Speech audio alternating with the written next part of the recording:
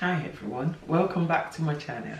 Thank you for your clicks, thank you for your likes, thank you for your comments, suggestion, contribution, engagement. I do really truly appreciate it. We're still in this title, Healing Spring, Boston Fort.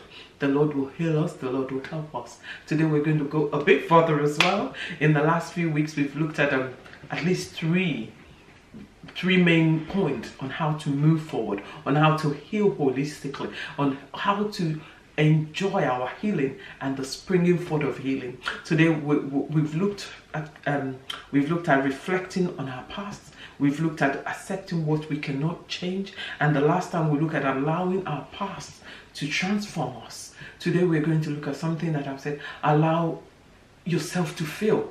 Allow yourself to feel. What do I mean by allowing yourself to feel? In most of us, especially most of us from certain background, we've been taught to hide our pains. We've been taught to hide our emotions. So because of this, sometimes without realizing it, we don't feel.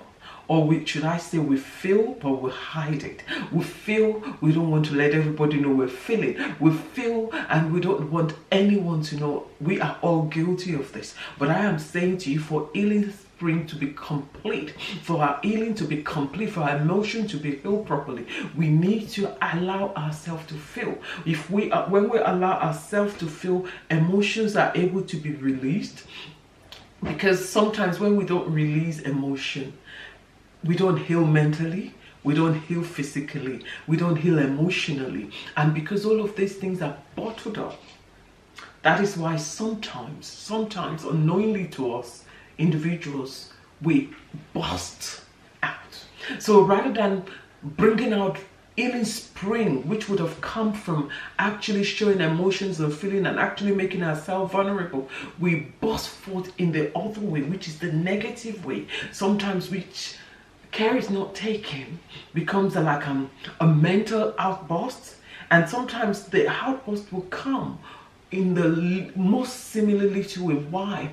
Because as time passes, as time goes on, years pass, days pass, months pass, we have suppressed our feelings. We have suppressed the things that we're supposed to talk about. So because of that, the thing that will burst forth would now overwhelm us in a negative emotion rather than in a positive emotion. So what am I saying to us on this fourth point is allow yourself to feel, express your feeling. I'm not saying be destructive, I'm not saying be disrespectful, but if sometimes you know how you feel, you need to express yourself. Allow yourself to feel, because by doing this, it helps to release the pain. It helps to release the hurt. It helps to release the bottling up of different emotions. So when you allow yourself to feel, that comes off. And most of the time, should I say, when that is done, it kind of brings about a release from the pressure. You know, like what the things that have been bottled up that would have erupted, if it wasn't dealt with, it brings about that. Even some of us, it might just be we need to speak to counselors. I know as Christians, and also from the kind of background we've come from, we don't believe, some of us don't believe in counselors, some of us don't believe in talking to people. Sometimes talking to people pay to go and speak to counselors for an hour for so much money, but sometimes we keep thinking, why should I do such? Speaking to a counselor allows us and help us to empty ourselves. And imagine when a container is empty, it gives room for freshness, it gives room for fresh thing, and also it helps our mental health, because then it gives space in our mental health to talk, to think. Our transformation from the last thing we talked about, allowing your past to transform you, begins to happen because you've emptied yourself of the emotion, of the pain, of the things that bothers you. Let's talk about it. If we can't talk about it to people that we're close to, we could talk about it to counselors. That is, talking about these situations allow us to feel. Shine the light on your feelings rather than just wallowing and avoiding and just bottling it up. And sometimes some of us do best in writing things. I know in growing up, I was taught to keep a diary. My uncle taught me how to daily. I would write what I've done. I would write what has happened. Some of us are still good in this. If journaling your day, journaling your things, writing about what you've done in the day or what has affected you in a day or in a relationship you do. Some people have written books from their experience, but not all of us would be able to write a book or would want to write a book. But you can still write it. Journal your day. Write the things that has affected you positively, negatively, so that when you're reflecting on it, the things that have affected you positively will bring about a boost of positive energy, while sometimes can subdue the negative energy. So allow yourself to feel. If you can show this by talking to a counselor, speak to a counselor. If you can do this by journaling things and writing it down, do this by doing so. If you can do this by sometimes even going out and refreshing yourself, please feel free by doing this. But one thing we should always do and learn to do for our healing spring to be complete is to allow ourselves to feel. Rather than sometimes, rather than we just sit there, think about the negativity, think about the negative things people have done to us, think about the pain, think about the shame. Talk about it to somebody.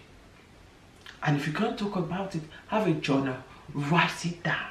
When you write it and reflect on it, and I'm sure in the writing sometimes and in the talking sometimes, you will find the positive things that have happened. Even in the journey of the negativity, even in the journey of the pain, you would find that the things that have happened that are actually positive and can allow you to use for transformation. So what will I say to us? I still repeat it, that we should allow ourselves to feel. We should allow ourselves to show emotion. And the Lord will help us, because in doing this, He empties us. We become a good, clean vessel that freshness can come into. But rather, if we bottle up everything, it doesn't help sometimes. Some of us might need to sing. Some of us love to sing. Some of us like to go to cinema. Some of us like to go out shopping. Don't spend the money you don't have, though, because if you spend the money you don't have, that's again putting in too much trouble. But go out, enjoy yourself, even if you need to go for a walk. But most importantly, allow yourself to feel. Not only feel, be able to express your feeling without hurting anybody, without hurting yourself, but in the purpose and the reasoning of wanting to have a holistic healing. The Lord will help us in Jesus' name. What do? Let's focus on the good fruit. According to our last thing, allowing the past to transform us. The transformation is going to come from the good fruit, and the Lord will help us in Jesus' name. I'll leave with us a psalm, which is Psalm 30:11. What does Psalm 30:11 says? I'll read it from the New Living Translation. Psalm 30:11 says, "You have turned my mourning into joyful dancing. You have taken away my clothes of mourning and clothed me with joy." This is bringing us back to whatever might be that has hurt us, whatever might be that has put us in pain and shame. The healing spring is here to cause us to burst forth in joyful dancing, taking away the clothes of shame and the clothes of mourning and clothe us with a cloth of joy. The Lord will help us in Jesus' name. Feel free to send me your comment, to send me your suggestion, contribution. Thank you for watching. Thank you for clicking. And if you're yet to subscribe to my channel, please feel free to do so. Click on the subscribe button and the bell icon so that when we download our new video, you'll be the first person to see it. Thank you and God bless you. Bye-bye.